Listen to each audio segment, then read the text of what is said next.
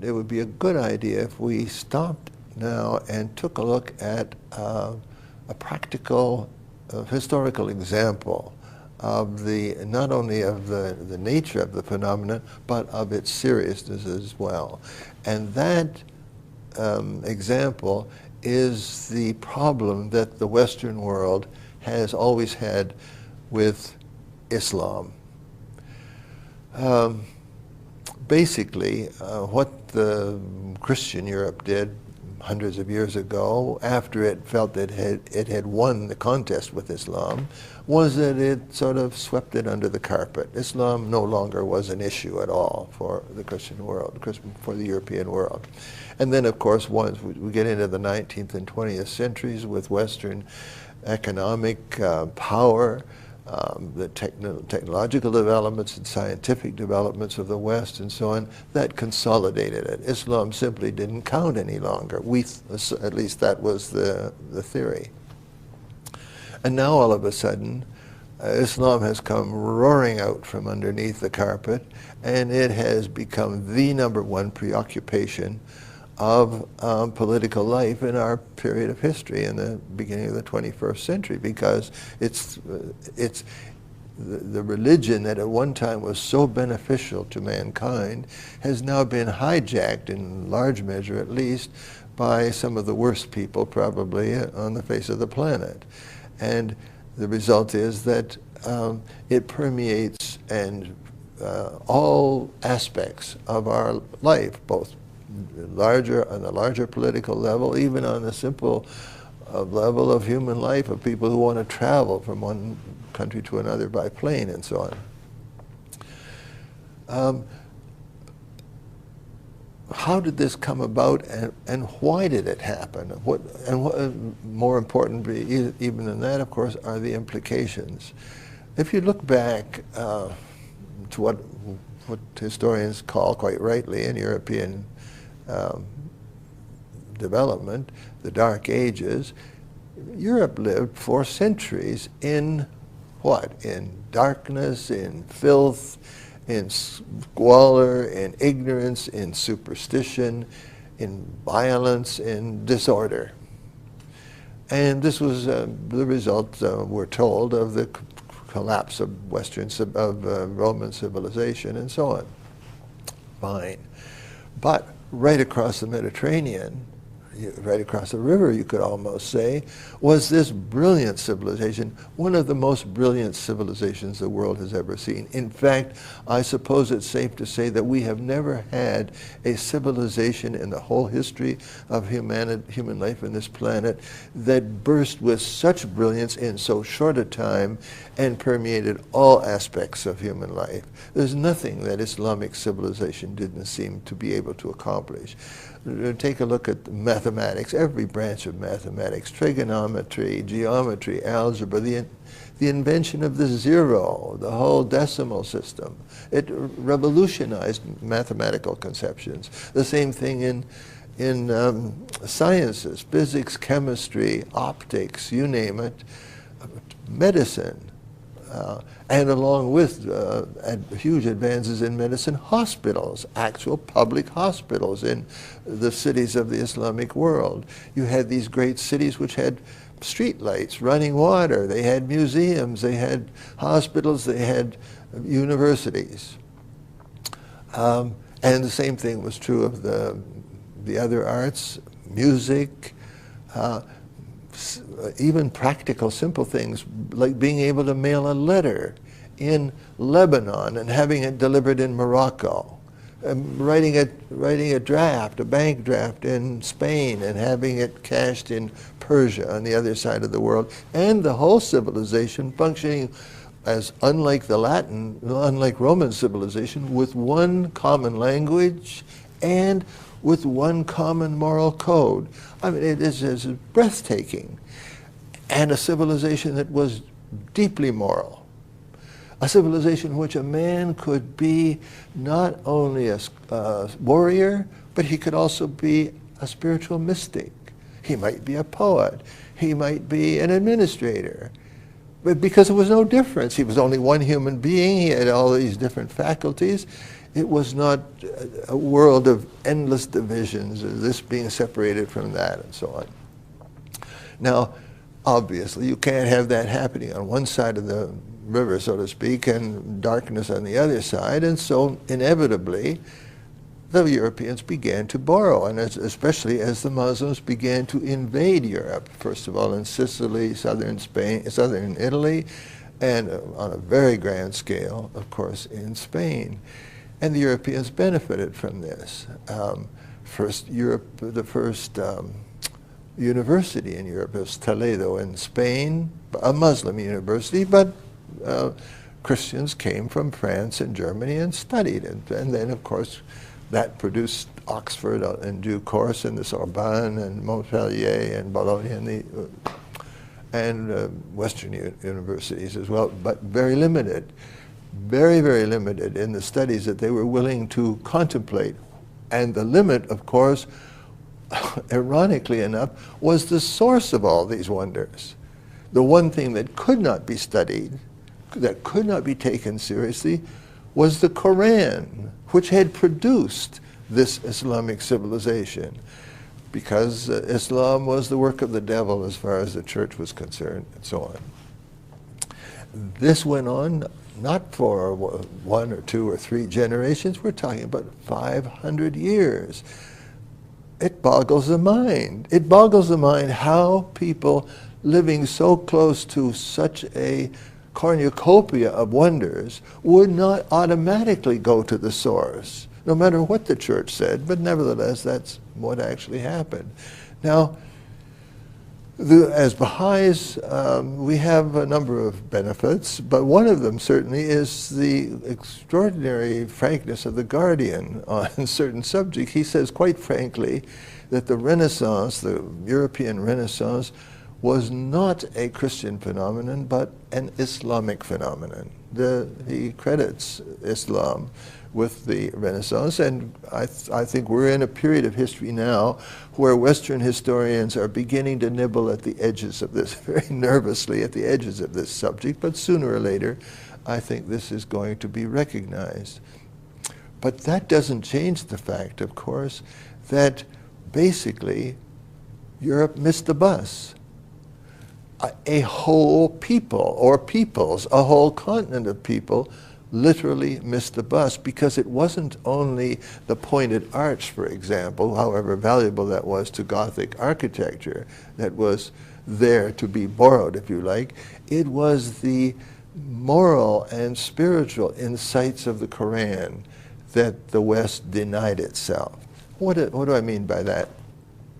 Christianity, of course, is very much a religion that emphasizes peace, and that's wonderful. The reality, of course, is that human nature is not peaceful. Human beings are not peaceful until they get educated. Ultimately, I suppose that will happen in the future of our own time. But the Quran deals with it. The Quran is a revelation of God that is highly realistic in terms of human nature. And so the Quran explains that in warfare, because it assumes that warfare will be a human activity for a long, long time to come, that warfare should be disciplined in this fashion and so on.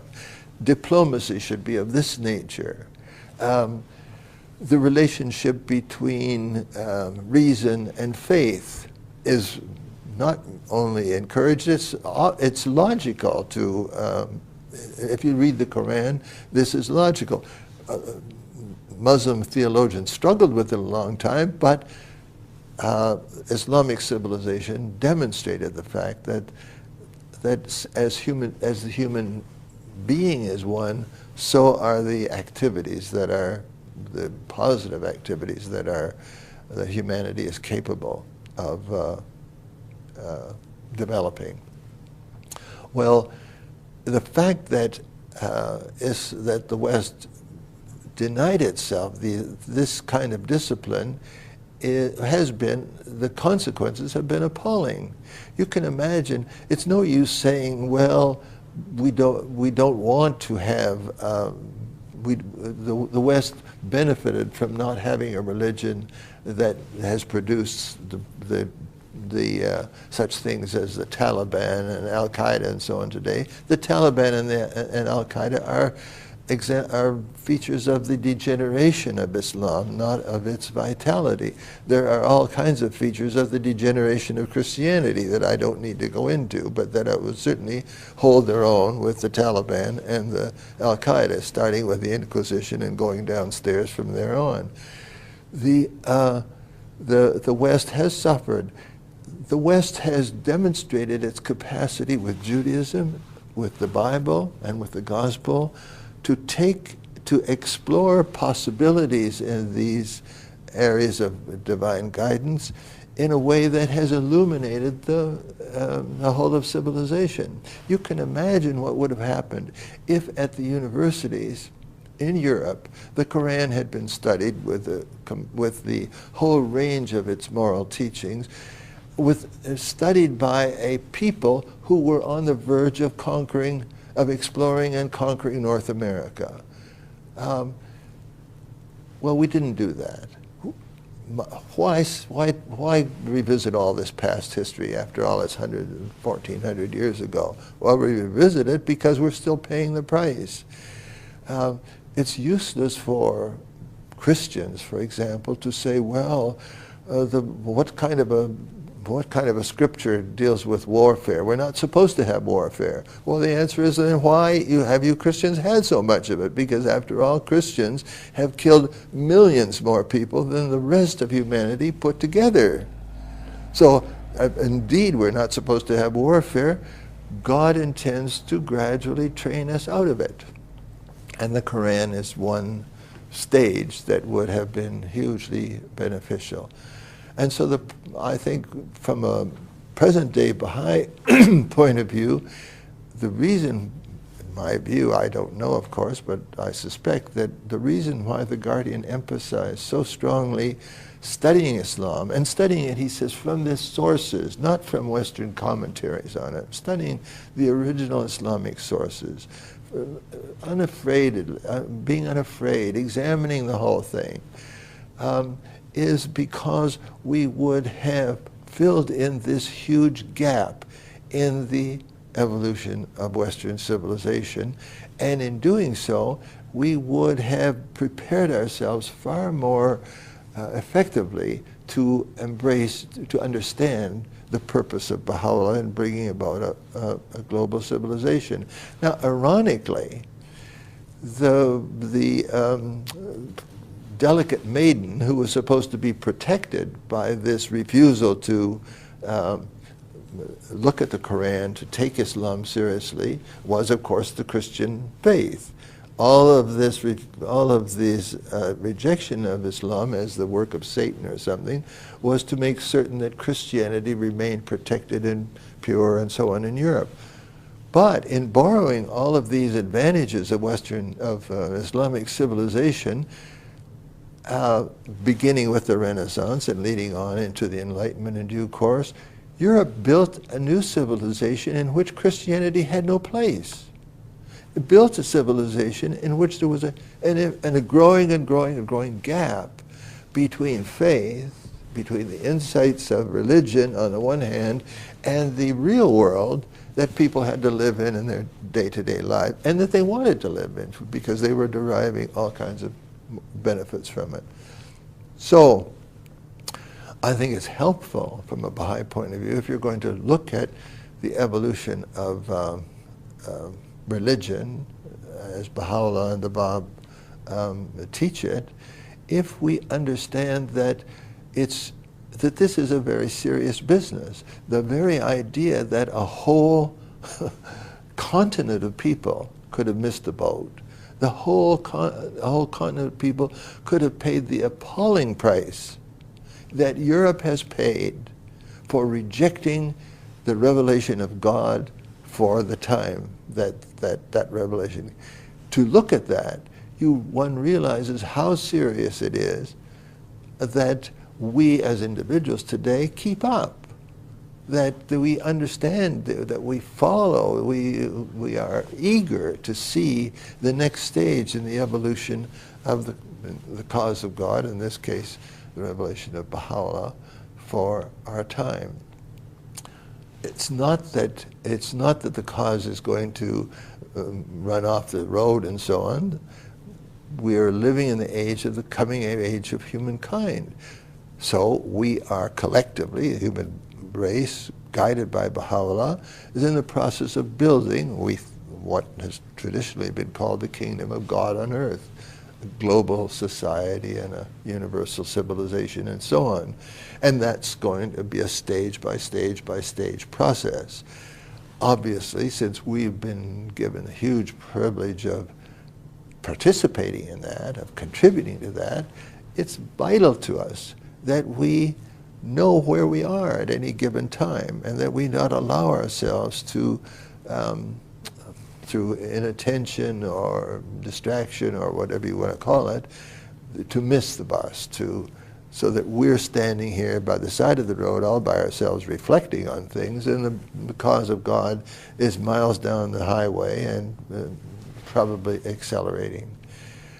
We're going to take a look in this series of talks at some of the implications of the different stages, some of them that we have already gone through, the stage that we're at right now, and the obvious implications of the immediate future.